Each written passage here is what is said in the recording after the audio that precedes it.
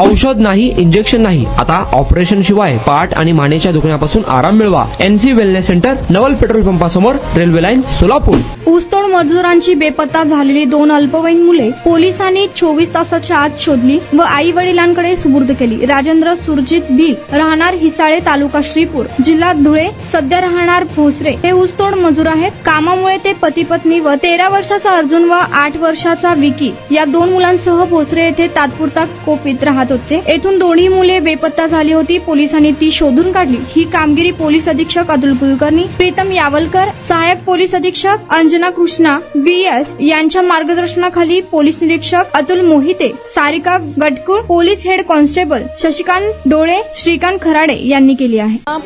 पाय दुखत होता, पायाचा त्रास होत होता आणि अगोदर आम्ही पाय दुखतोय म्हणून पायावर खूप इलाज केला.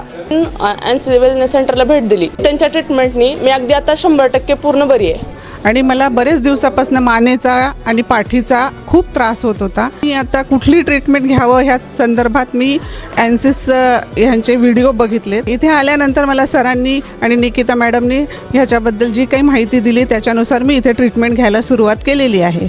त्या ट्रीटमेंटने मला 5 दिवसातच इतका फरक जाणवलेला आहे. माझ्या मुंग्या पूर्णपणे कमी झालेल्या आहेत.